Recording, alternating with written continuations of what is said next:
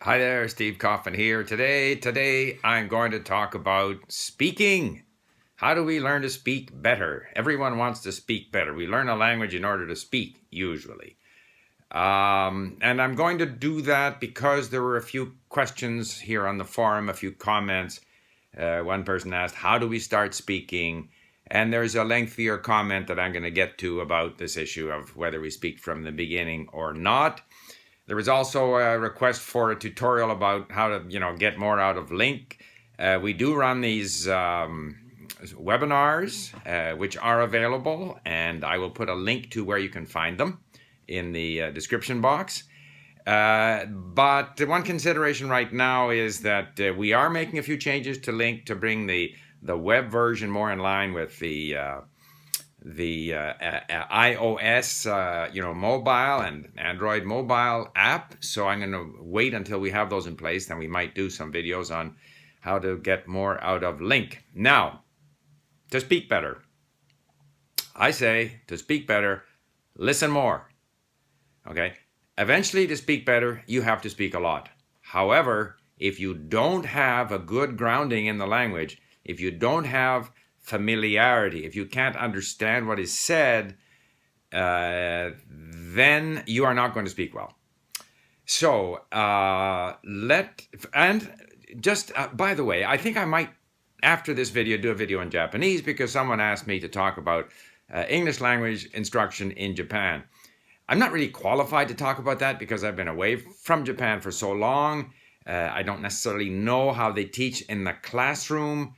However, I know that there is a tremendous obsession with TOEIC. If you go into a bookstore in Japan, if you go to the language learning section, it'll be overwhelmingly devoted to English, and 50% of the books there will be books on how to ace TOEIC, vocabulary for TOEIC, and then the Japanese study these lists of vocabulary. However, if you look at the results of test takers in different countries around the world, Japan is right near the bottom, along with generally other Asian countries.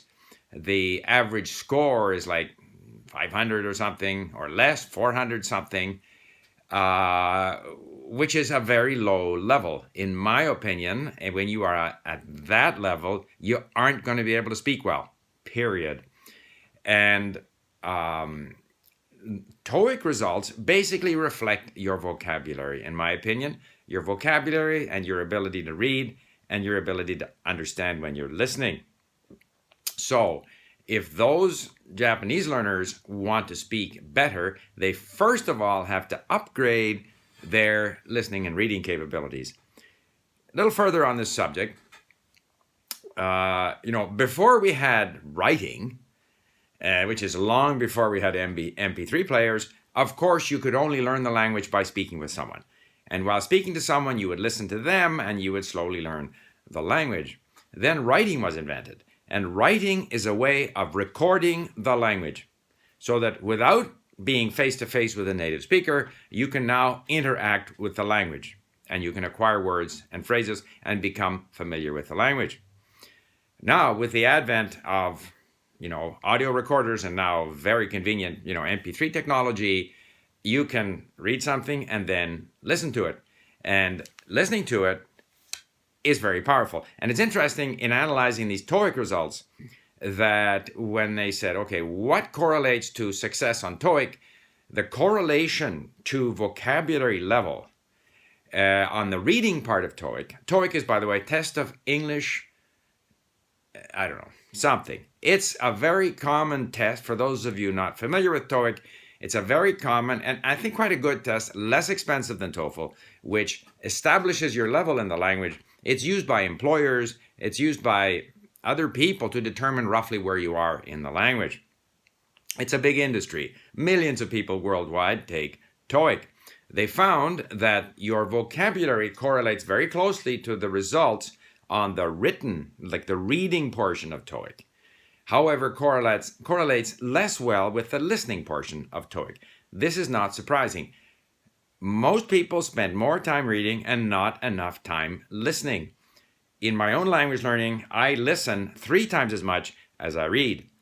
And both the reading and the listening, when combined, start to make you familiar with the language. The language starts to become your own. The brain gets used to it. So that at some point you initiate speaking, and the better you are, the better you understand, the greater the vocabulary, the better you're going to do. However, to answer one question, when you start speaking, whenever that is, you are going to have difficulty.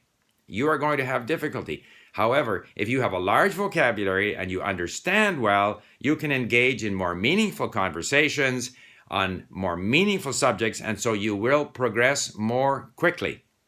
But you still have to continue with listening and reading, and I consider them almost the same in a way, because when you are reading, very often when we're reading in a foreign language, we are vocalizing the foreign language. But when we're reading, we see the words, so it's easier. When we listen without seeing the words, it's more difficult. So you have to put a lot of effort into listening, okay? Now, the other reason I wanted to talk about the subject is, no, before I leave Japan, and I'll get on to Japan.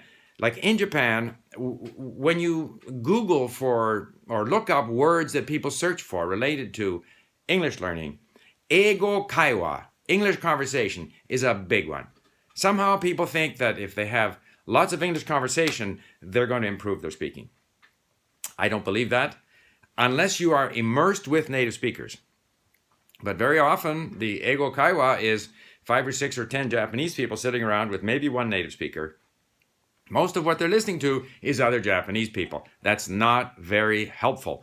I remember my first month in Japan, I went to a language school. It was under Tokyo Tower, run by a gentleman, I think his name was Mr. Nitoguri Sensei. And his big slogan was kokoro to kokoro, heart to heart.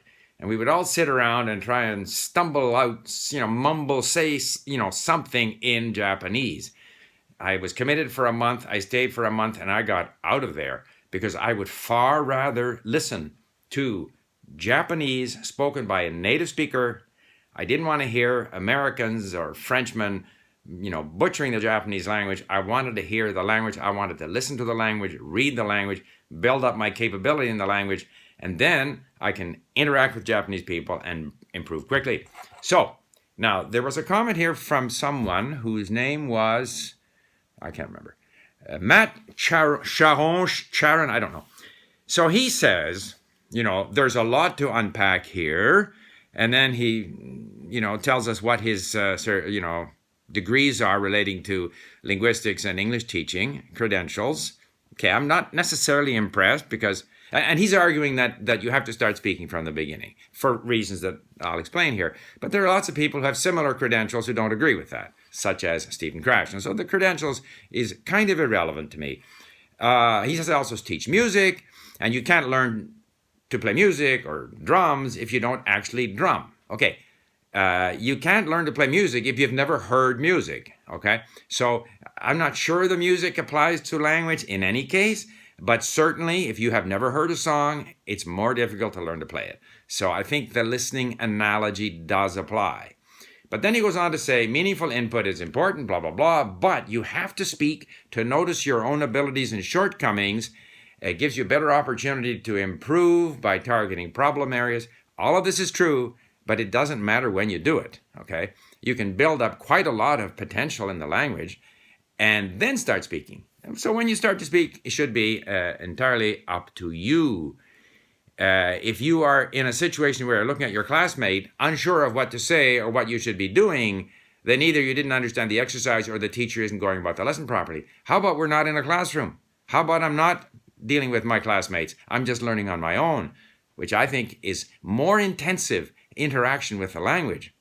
And then he ends up by saying that, I can't remember, he refers to Steve's Greek restaurant story, being pushed to produce, he was forced to use the higher level processing necessary, blah, blah, blah. Yeah, I think I went to a restaurant here in Vancouver, tried to say something in Greek, found I wasn't able to say anything, quickly retreated and didn't attempt to speak the language again for at least several months. And then before going to Greece, I did talk to people on italki quite a bit, and I did progress quite a bit when I was ready for it, when I felt like doing it.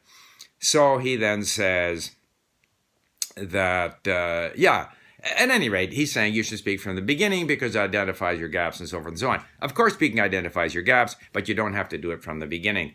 What you really have to do, in my opinion, is focus on reading and listening. Get it in you. And if at an early stage you engage in conversation, especially with other non-native speakers, such as in a classroom, you're wasting your time. And because you're going to pick up the pronunciation and the errors that your fellow classmates have, which you don't want. You want to get, like when I listen now to my Arabic, it's becoming more and more familiar, more and more comfortable, more and more a part of me. And even with regard to pronunciation, he says at the very beginning, you should attempt to pronounce, etc., etc. I find that at the very beginning, before I have listened to a lot of the language, I cannot hear the vowel sounds clearly, the different aspects of the pronunciation. I mentioned that I once got on a forum when I was starting to learn Russian, and I thought I was really quite cool that I could say some things in Russian, and I put up a recording of myself speaking Russian. I got roundly criticized. I couldn't really hear it properly. 6 months later, when I attempt to speak, I've got a better sense of the intonation, better sense of the pronunciation. So, once again, if you want to speak better, make sure you listen more. Like those TOEIC people in their test, typically their vocabulary level corresponds very closely to the results on the written test, but on the listening test, the correlation is less strong because most people don't listen enough. So listen a lot, listen more than you read, focus on input. Don't worry too much about when you start speaking. Recognize that whenever you start speaking, you're going to struggle, and that ultimately, to speak really well, you're going to have to speak a lot. But even as you up the increased amount of speaking you're doing, continue with your input, reading, and listening activities. All right, there you have it. And I will, if I can remember what I said, I think I'll say the same in Japanese. Bye for now.